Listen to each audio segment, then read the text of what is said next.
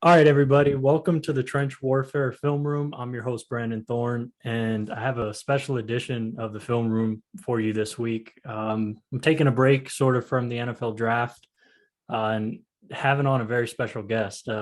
This is a guy who really doesn't need any introduction, but I'll just kind of give a brief one here. And, that's former Northwestern offensive tackle prospect, Rashawn Slater, current Los Angeles Chargers left tackle, had a great rookie year. But before we kind of get into that, Rashawn, I just wanted to say thank you for taking the time to do this. And I'm really excited to talk football. Yeah, Brandon, thanks for having me on. I've been following for a long time, just learning a lot over the years, so it's really cool to be able to be on here.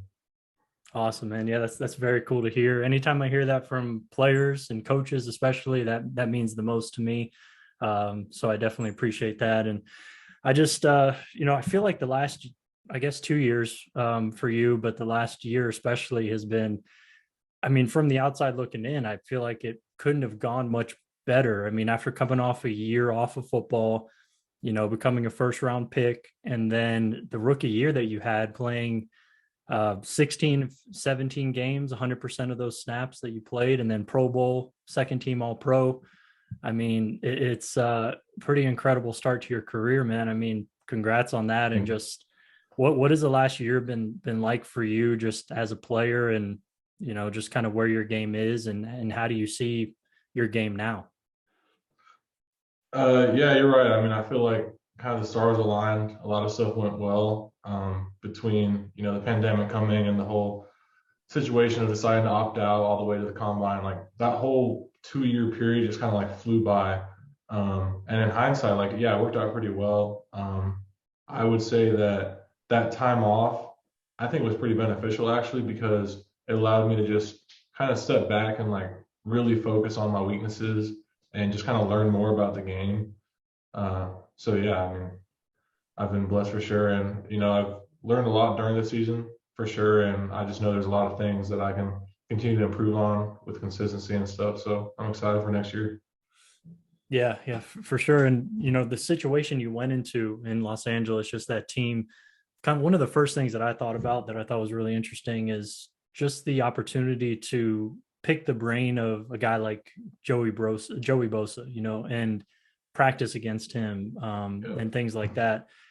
Before we get into the film and start watching and everything, could you just maybe talk a little bit about that, what that was like for you initially, and then just anything that you may have kind of learned on a big picture perspective? And do you pick his brain often? Like, how's that relationship? If you could shed a little light on that, I think that'd be really interesting. Yeah, I definitely try to pick Joey's brain a lot. I remember like early on in camp, I didn't really know him much as a player before the season, and so I kind of realized quickly early on that he's one of those guys who can win pretty much any way. Like he has a lot of different moves, and he likes to work them all. And so that was huge for me, just gaining confidence and my technique during camp. Because I remember early on, like we were only getting like 6 reps at practice, like the first few days of camp, and I remember like complaining about it to a vet, and they were like, "Oh yeah, well at least when you go against Joey, it's like getting 4 reps at once." And I was like, "Yeah, that's kind of true." That's what it feels like. And so for me, just being able to work against him all camp, like that was huge just for developing my technique, but also just like mentally getting ready for the season. For sure. Yeah, I can imagine. Bosa has been a guy I've admired for a long time for the reasons you outlined. Just the ability to win any kind of way is just really Yeah. special. But yeah, let's just kind of get into the film. And I cut this up and ordered it in a way that I wanted to cover certain areas of your game. So this first rep right here and kind of this first portion will be talking about your anchor, and just your play strength, I guess, overall, which I think are two of kind of the hallmarks of your game that allow you to play at such a high level. And I feel like guys, well, correct me if I'm wrong, but just rushers in general, it seems like early on in games, especially, most guys want to test your anchor and see where that's at, and then they kind of set their other moves off of that. Maybe not all guys are like that, but I feel like guys were really trying to test your anchor a lot last year, Yeah. and you held up really well. Do you attribute that to, like, is that just core strength and just technique, or I'm sure it's a blend of both? Is there one more than other that you feel like you lean on to anchor? Could you just talk about that a little bit? Sorry. Yeah, I think it's definitely technique. I mean, a combination of strength and technique, right? You gotta have them both. But for me, like, I think as we go through the cut, you'll see like my biggest focus when I'm in pass pro is like one, I want to get out of my stance. That's like why I'm looking at the ball right now. I learned that from like Brian Bulaga, always talked about it. So my biggest thing is like I just want to time the snap and get off because if I can get to my spot and have my feet planted on contact, that's going to give me such a huge advantage. So really, what I'm trying to do is just have my feet like have a base on contact, and a lot of guys don't. And you'll see like when I get beat, it's usually because my feet weren't in the ground on contact when I'm taking on a bull rush. Yeah, yeah, absolutely. So this first rep, Trey Hendrickson, you faced a lot of good rushers this year. Hendrickson was one of them, but we'll watch it, and I feel like this is so indicative of like playing in the NFL, playing a guy like Trey Hendrickson, because he's running, trying to run straight down the center of you, puts Yeah, his helmet in your chin, and you're able to just come to balance like that and really set a firm anchor. This is like, I feel like Hendrickson's one of those guys that kind of wears on you over the game because he's super physical. Um, definitely. yeah, man. But this is just awesome to just kind of eat that bull rush and set a firm anchor. I thought this was a nice example of that. Thanks. Yeah, so it's like a combination of like you can see I'm pretty grounded, but there's also like that idea of like my elbows are tight, they're like connected to my hips, and I'm kind of able to like redirect it upwards. Mm-hmm. Yep, definitely see that there. So, yeah, yeah, But that's yeah, he was getting after it for sure, and you can even see on this rep like my outside foot wasn't as good, you know, like right there, right before contact, it was kind of hanging a little bit. yep, I can see that. I don't know that release from that fullback H back kind of guy. Did he even kind of touch you a little bit there? Uh, I don't think so on this one. Okay, yeah, because I there's Maybe. another rep in here that we'll talk about where I put the sideline copy in because I think you did kind of get affected by a chip, um, Yeah, which is good context. But yeah, I mean this guy, McKinley and Clowney has the ability, but McKinley's definitely one of those guys who's just trying to run down the center of guys. But I still feel like on this one, being able to kind of grind him down a little bit and catch yourself is still impressive here, even though he may generate a little bit of movement there. appreciate it. Yeah, it's like kind of like a hand battle because sometimes the hands land and then some will come up on here where it's like, oh, I got to relever. Like the one with Sweat against the Eagles was kind Yeah. of an example of that. Yep. Yeah, we'll get to that one. But yeah, it's just as we go through these, this is what I wanted to show is just your ability to really handle power, which I think is just such a key part of your game and just success at tackle in general. Man, I think this was probably my favorite matchup to watch of the season is you versus Everson Griffin because he's such a crafty rusher. And man, I feel like you guys had a battle, but yeah, Yeah, definitely. this is definitely a good rep here. I think early in this game he was going power a little bit, and I think he had a spin on you. We'll get into more of them, but yep. One thing I noticed this season watching you on tape, I feel like there was a lot of hands to the faces against you this year. Is that something Yeah. that you've experienced a lot just playing football, or is that just something that happened this year? It's definitely something that kind of stood out this year. Um, just because I drew so many of them and also like even the ones that weren't called, I felt like just like constantly. Yeah, I'm not sure what the reason is. I've heard like my coach, I was talking about it with my coach, and he was like, "Oh, maybe because you're like a shorter guy that yeah, where they're normally putting their hands is like I don't know what it is, but yeah, definitely. yeah. That would make sense. That was my first thought. Is there's just not a lot of left tackles that are under 6'5", I guess. But yeah, maybe that is it. But yeah, there was a lot of hands to the faces against you this year. Got one right here. I think there's one in here that isn't called. I don't know if this one got called or not, but Yeah, I don't think this one was. yeah, but just another one. still, I mean, at the very end, I feel like, you know, pretty good control there, nonetheless, even though you're getting pushed back, at the neck. Yeah, Everson's a really tough matchup because he's like Joey. He can win in a lot of different ways, and he's like super strong. Yeah, man. I know he's one of the older edge rushers in the NFL last year too, and he still has some juice and the power, the spin, and yeah, he's always been a guy I've really liked. He's had some battles against David Bakhtiari over the years that have been a lot of fun to watch. But yeah, I feel like here this stab that he gives you, trying to lift that inside shoulder. I feel like you do a nice job there of keeping that kind of tucked in and forcing him outside. Mhm.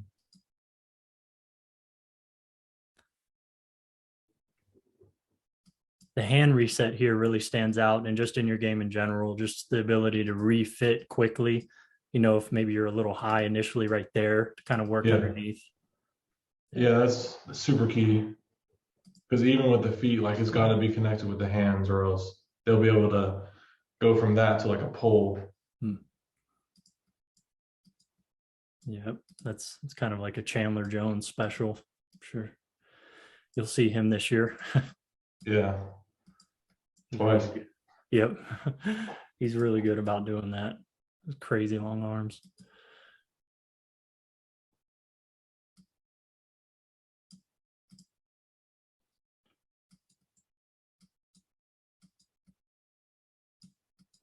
Yep. You can just see I think the core strength there again against Hendrickson. Okay, and then now we're going to go more into like defending the cross chop and just chops in general. I feel like probably the most common pass rush move used right now off the edge in the game, maybe. And man, there's a lot of different ways to approach this. I've talked to guys about it. Some guys like punching with the inside hand on the knee or shoulder and just trying to get them upfield. I think one of the keys is like being light on that outside hand. Yeah, Uh, but yeah, man, I mean, I feel like you got it down. You really defend the cross chop, I think, really well. And this is a good example of it. Him trying to trap that outside hand, and you just do a really nice job of cutting that off. I appreciate it. Yeah, I think I definitely agree with the light hand thing because if you go in there and you're too strong with the hand, if they're able to knock it down, then a lot of times that's like your foot's gonna drop too. Hmm. Um, so I try to just like not be stiff with it, and it's almost like a sacrifice. Like here, you can have it, but then I'm gonna be able to keep my feet in. Got you. Yeah, I feel like we really can see that when you went against Nagakwe. You really put that hand out there and almost kind of just used it as a guard in a way. We'll see some examples of that, but yeah, nice rep there.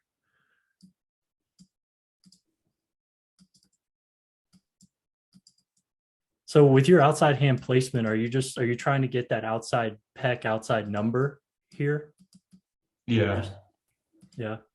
always trying to go for the outside, like really like shoulder. Sometimes I think number, but number can be too low. So like I'm really trying to hit like up here. Okay. Um, it's just because then even if they're able to swipe it, it's like more work. They won't be able to do it as cleanly as if I just hit them here. Got you. That makes sense.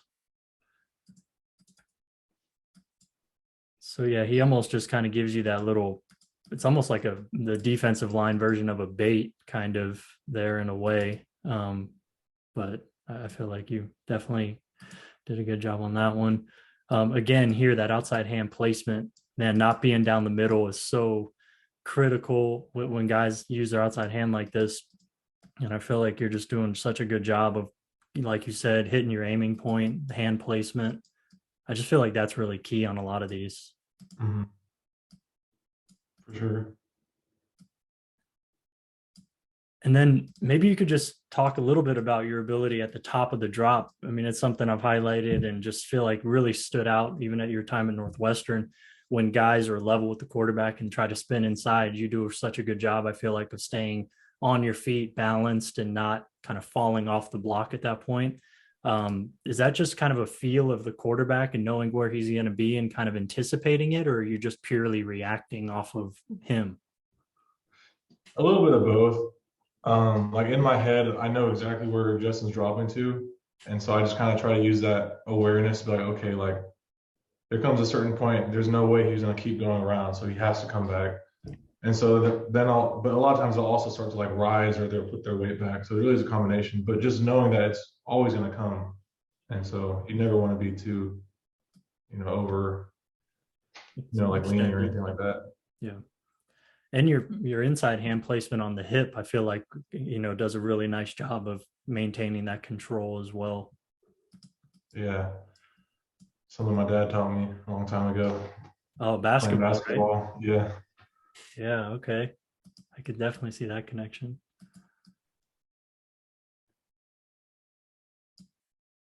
And the idea behind that is really just because like the hips, they can't lie, right? That's just going to Mhm. determine where a guy's going to move and how he's going to move.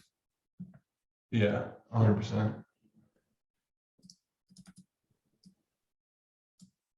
So this, man, it's kind of giving you the swipe here, but your hands are just really, really good on that one.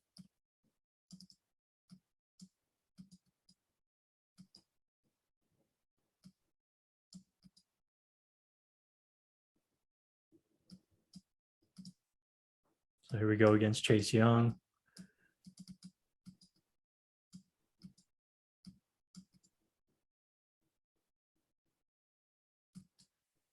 This one, just really good body control here. He kind of gets your wrist here, it seems like. He tries to give you maybe like a forklift kind of technique, but you just do a really good job of maintaining leverage on it and not letting him kind of pin it, I think. Hmm. Yeah. I think times like that is like when like the core strength really starts to like, you feel it because like everything you're doing there is like focusing on just not like letting him forklift or like just trying to keep stable right there. And that's something that you work on quite a bit, right? With like Duke. Yeah, we do so much like single arm carries, like anything where you can try to replicate that feeling of, independent hands. He's pressuring this way. Just being able to stay like strong with that hip and knee and shoulder. Mm-hmm. Anti-rotation, right? That Yeah, kind of thing. exactly. Yeah. Yeah, that shows up all over your film for sure.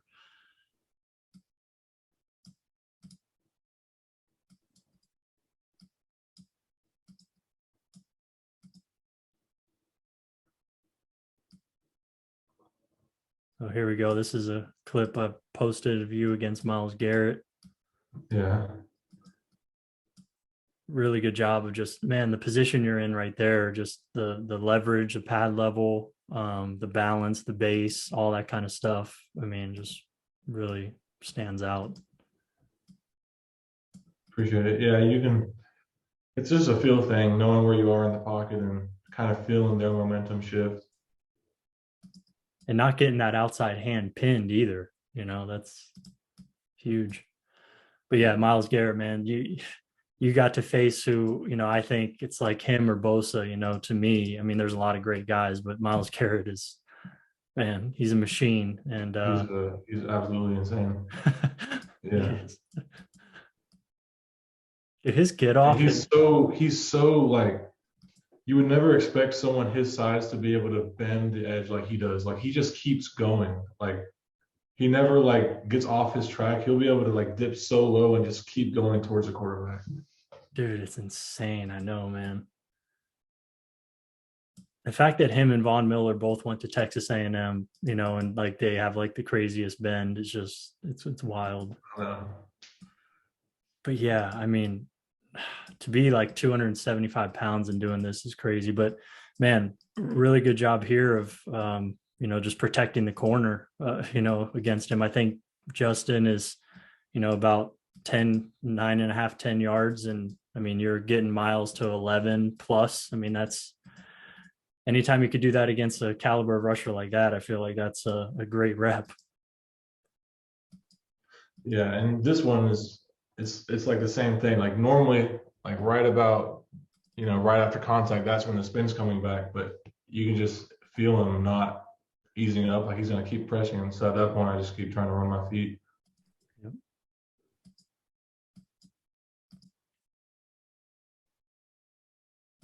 See the hand reset here. Knocks it down and you're immediately replaced. Just really nice. Make it look easy.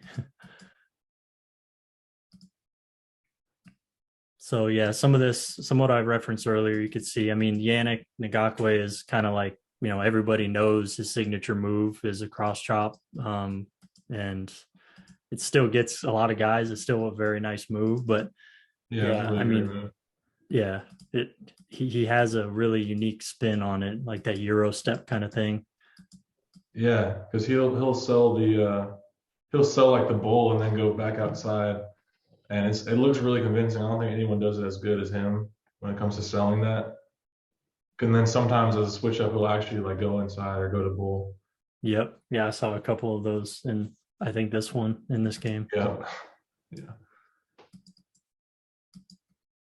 So yeah, I mean, this is an effective technique against him, is just getting that outside hand. This one is more of kind of a wrap. Typically it's not necessarily like this, but you keep him inside the cylinder of your body, which I think is what refs are looking for to call holding or not. And I think as long as you do that, you could kind of technically like grab him. But if you have him centered up, squared up, then hey, that's all you need. yeah, exactly.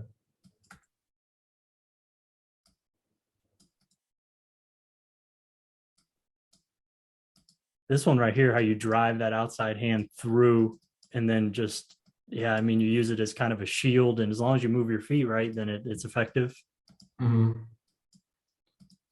That's one of my favorite like ways to think about O line play. Like I feel like you grow up getting coached, and everyone's like, "I want to feel your punch," like all this.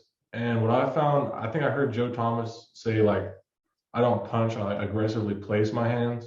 And Kurt Anderson, my line coach in college, he would say the same thing. It's like once if you can just, it doesn't have to be a devastating punch, but if you can get your hand on someone's body, you'll be able to feel the rush so much more, and your feet will like follow that.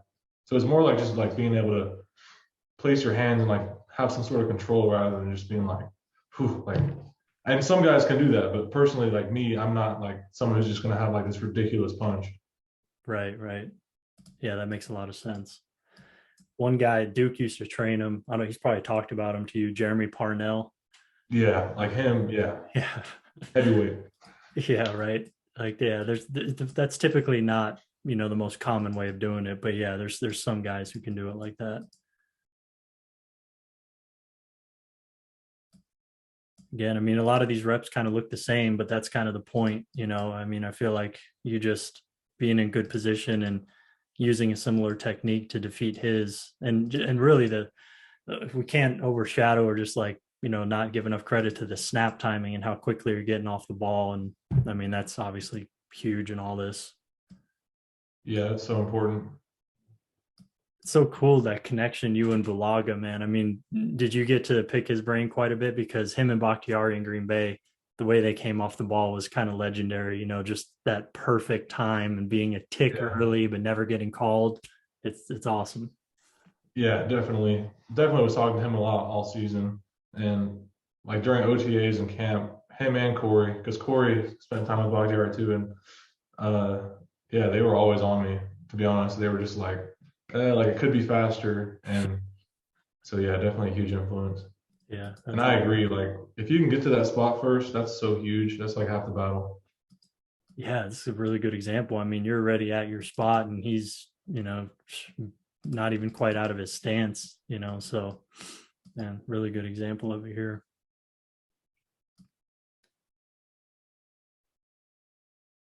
I know that finish had to feel good. Give him a little extra there. It was an intense So game. what's that?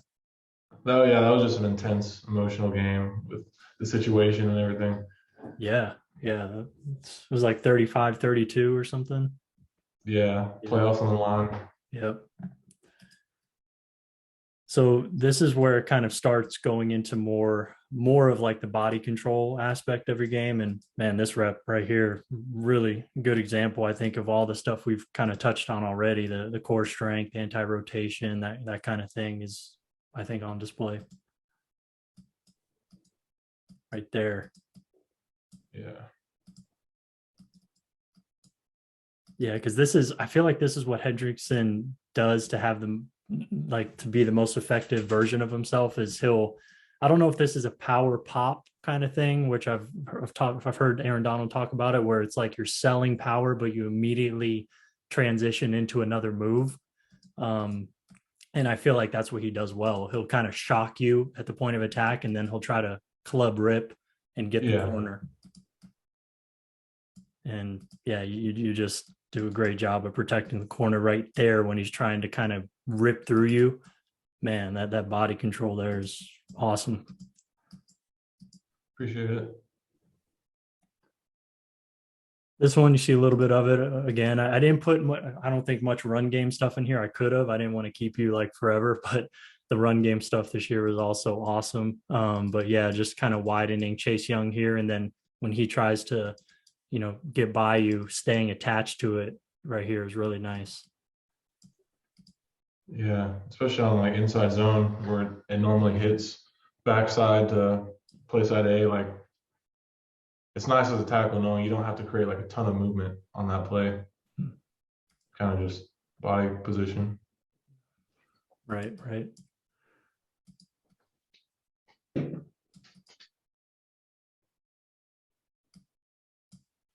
Here, I mean, this right here, this recovery, him chopping down that outside hand, you could see perfectly right here. You immediately resetting and kind of getting it back up and around to protect the corner right here. Good example of it. Yeah. Sometimes like if you're an outside hand guy, you just gotta trust. Like you gotta throw your hand expecting it to get swiped. If you're gonna like rely on the outside hand a lot. Right. Yeah, being prepared for that, yeah, will allow you to recover that much better. Yeah, that's just a really awesome rep. Montez Sweat, he's a guy who's kind of underrated, but definitely getting better over the last couple of years, I think, and starting to string stuff together. He's super long arms and obviously a freak athlete. Yeah.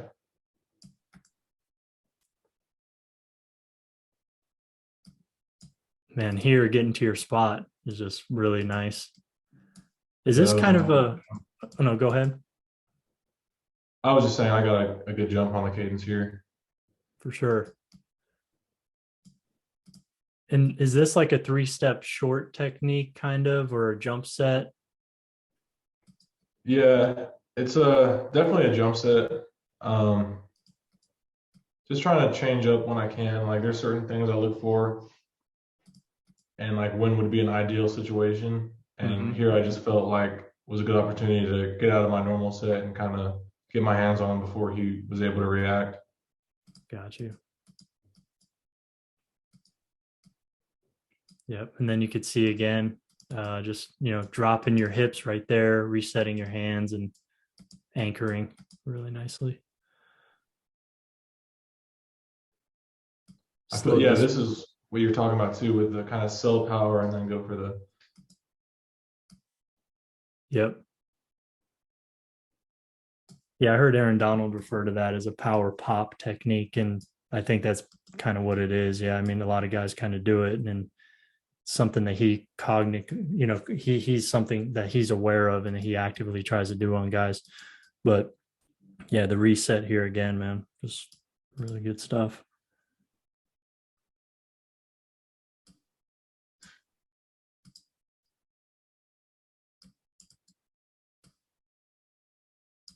I'm always curious when you have kind of the tight end in the back to your side here releasing like this. Is there a part of that that's designed to kind of keep that rusher, a little bit, kind of reduce his options a little bit and kind of force him inside of to you a little bit? Or is that something that you think of that you're going to be kind of aware of here, or no? when they call a chip, like when sometimes there'll be a chip in the protection and even more so then, but even like if there's a tight end in the line, especially on the line, I don't know if it affects them as much from depth like this. Um, Yeah. but definitely there's like an element of, oh, I have a tight end, like what can I do differently? Yeah, I always think from a rusher's perspective, you have to respect it. Like right here, this back, the way he's releasing, it looks like right Yeah. here he could chip him and deplete him basically. So it's like creating that just split second of hesitation. Maybe I always wonder about that. Yeah. Like he's definitely not going to think speed rush when he sees that alignment. Right, right. Yeah.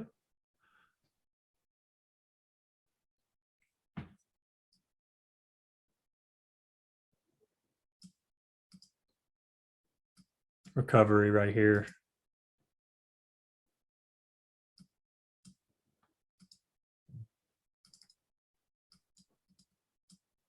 So did you have a chip here or did he just kind of accidentally bump him? I think that was more like a bump. Yeah. Yeah. Yeah. I mean, yeah. Chips are one of those things. Like sometimes they're super nice, and sometimes if you're not expecting them, they kind of mess you up. Right, right. Yeah, I hear Mitchell Schwartz talk about that all the time. He's not really much of a fan of chips. Yeah. Yeah. I like them a lot when they come from like a wing or a tight end, but from the backfield, they can be unpredictable. Yeah.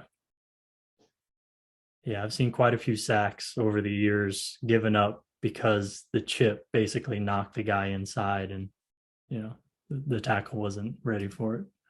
Yeah.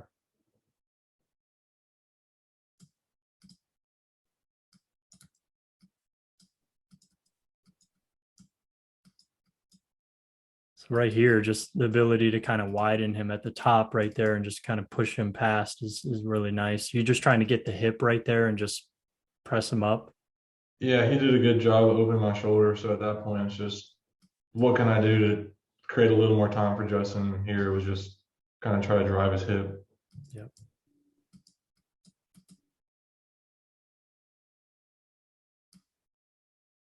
Really good Yeah, he's job. he's so crafty.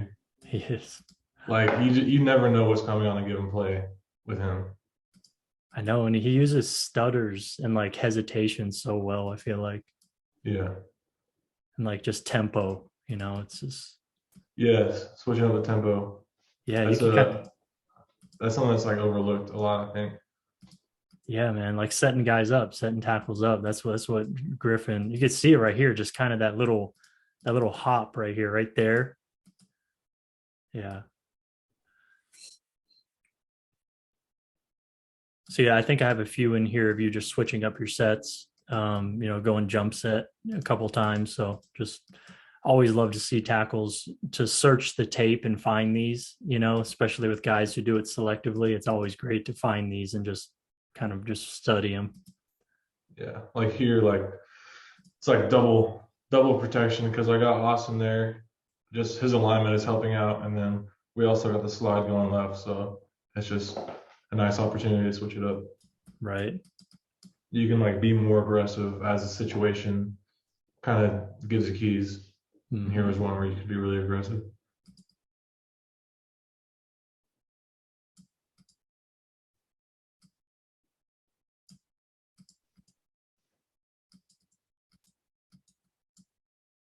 So this one, it looks like you're maybe initially setting kind of at like an angle here, but then you maybe are a little more aggressive than you normally are. Is that right here?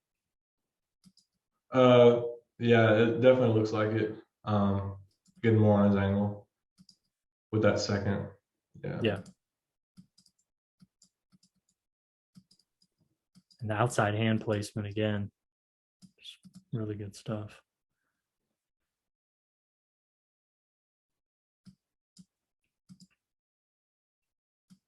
Just another one because you have that protection with that Right. tight end. Yeah. It's like from that alignment, what are they going to do? Right, right. Is that Cooper as well, right there? Hmm. Yeah. No, you guys faced off in college, right? Yeah, we did. Yep. Ohio State. I think two times we did. Hmm. It was cool being able to see him again twice this year. Yep.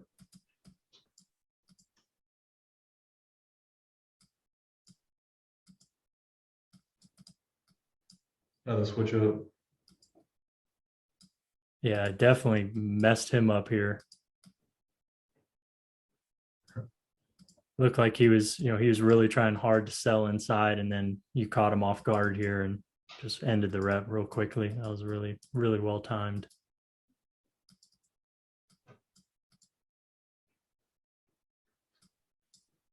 So as far as like technique for switching it up and doing the jump set, is that something that, well, I mean, I feel like I saw you do it at right tackle at Ohio State several years ago. So you've been doing it a long time. Is there like certain guys that you've watched over the years that you've picked up on maybe some technique in doing it? Yeah, definitely like Jason Peters Hmm. is a guy, Teron Armstead, even Bakhtiari, um, those guys for sure. And yeah, I kind of just realized, especially I got to train with Teron last year, and just watching so much tape, I kind of realized like once you once you know what it's supposed to feel like, and as long as you know where you're in the pocket and you are under control, like you can pretty much do whatever you want as long as you like are able to react off it. Like as long as you get to your destination with a good base that you can redirect in your plan, and like you can be aggressive, you can set vertical, like it gives you a lot of freedom. And so I try to take advantage of it when I can. Hmm. Man, that's really good. And is part of that just proving that you can do it on film, and then your coaches are, obviously more open to you and giving you flexibility and that kind of thing? Yeah, for sure. And Frank Smith, my coach last year, he's with the Dolphins now. He was so great at encouraging that too because he saw the value in it.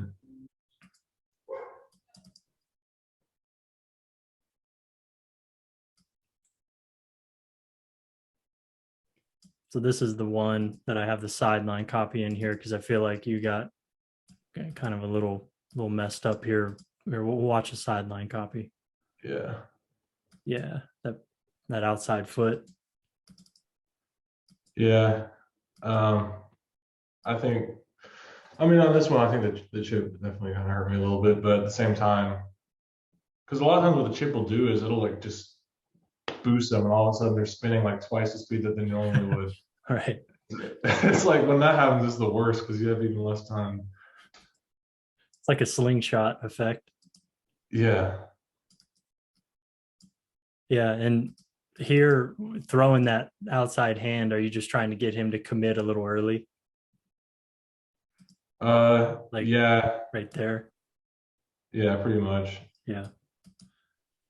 But yeah, I just felt like that was good context here, because he's able to get off your block and spin and get the quarterback. But man, you watch it from all angles, and that's a really tough position to be in.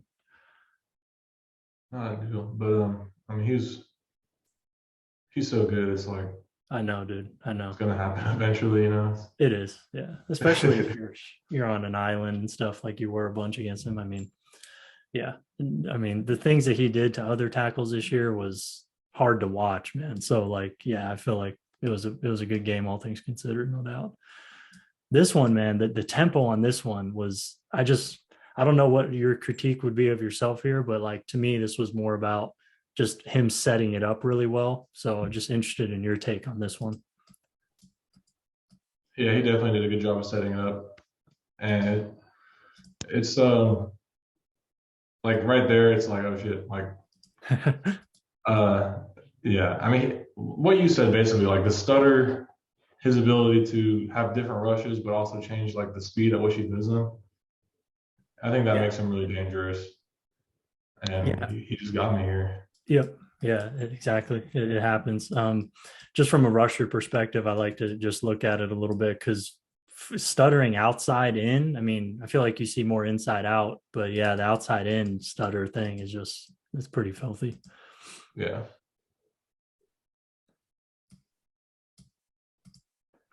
Damn, this is the low lights reel now. All right, we can end it now. No, I'm just kidding.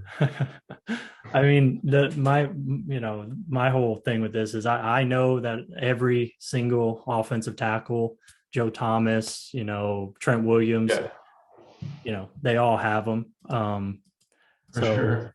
yeah, I think I just wanted to use it kind of as a teach tape examples, or just kind of examples for guys, offensive line that watch this, players, coaches, fans, just to kind of learn a little bit, from technique perspective.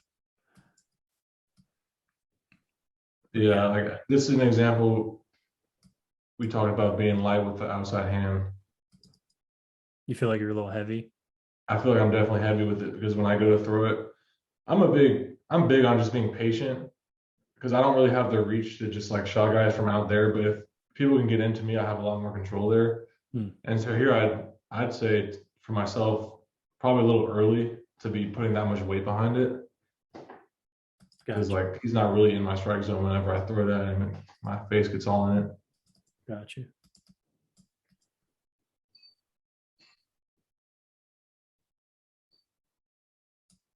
So yeah, this one he goes inside on you. I mean, he's typically going outside, and he just is able to, I guess, just work that inside hand under you a little bit.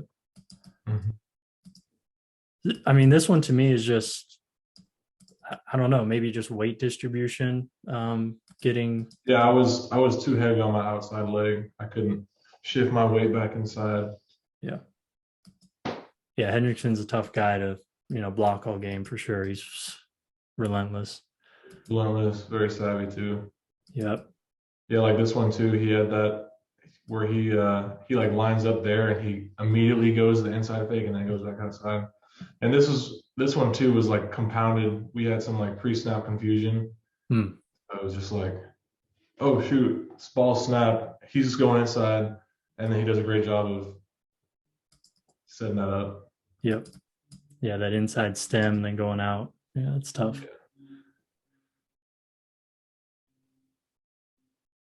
This one, I feel like you do a pretty good job. I mean, Justin right here, is at like 10 yards. I mean, that's tough.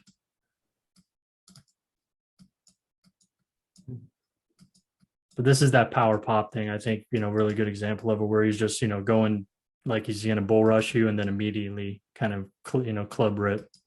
Yeah, yeah, he's really good at that. And then Justin right here just, I mean, almost Justin is completes. insane. Justin is just insane, man.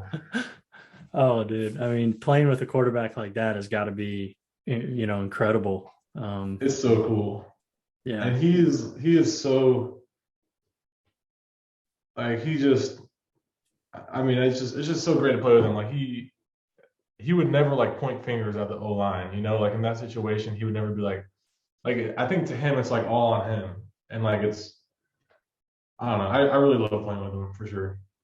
Yeah, that I can imagine, man. Having a guy, teammate, quarterback, leader like that who puts it all on his shoulders, that's huge. That's really cool to hear.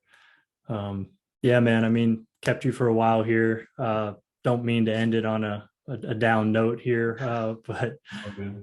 yeah, this was awesome, man. I mean, I feel like we could just keep going and talking football, and that's always it's always awesome to do this with somebody like yourself doing it at the highest level. So Appreciate appreciate it, it. man. Just taking the time. It was awesome. Yeah, my pleasure. Hopefully some young guy can learn from it. Yep, But yeah, it's exactly. a pleasure. Thanks for having me. Yeah, absolutely, man.